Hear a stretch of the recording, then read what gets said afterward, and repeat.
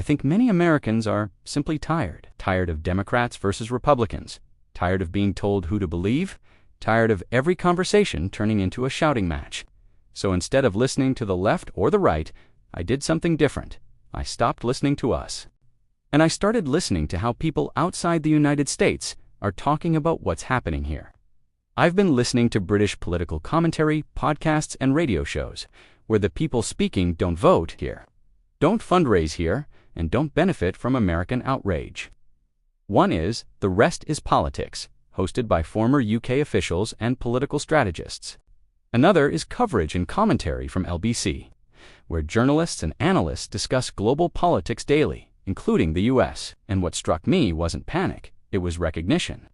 These commentators aren't saying, the Democrats are right or the Republicans are wrong. They're saying something much more unsettling. This looks familiar. Not familiar to American politics. Familiar to countries where democracies started to erode. They keep coming back to patterns. Not personalities, not parties, patterns. Things like undermining elections before they happen, declaring the press an enemy of the people, attacking judges and courts as illegitimate, demanding loyalty to a leader instead of institutions, normalizing political violence as necessary, using law enforcement selectively, depending on who you are. And here's the part Americans often miss. None of these things start as dictatorships. They start as justified exceptions. One British commentator said something that really stuck with me, and I'm paraphrasing here. The most dangerous phase isn't when democracy ends. It's when people still believe it exists. That's when erosion happens quietly, legally, with applause.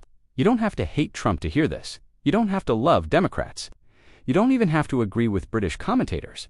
But ask yourself this: if these exact behaviors were happening in Hungary, Turkey, or Russia, what would Americans call it? We wouldn't call it political style. We wouldn't call it media bias. We'd call it authoritarian drift. Foreign observers aren't emotionally invested in our political identities. They're not defending a team. They're comparing notes with history. And history doesn't care who you voted for. This isn't about left versus right. It's about whether we still believe the rules apply to everyone or only to those with power. Democracies don't collapse overnight. They slowly normalize what once would have been unthinkable. And sometimes it takes people outside the house to notice the foundation cracking. The question isn't whether they're exaggerating. The question is why so many of them are saying the same thing.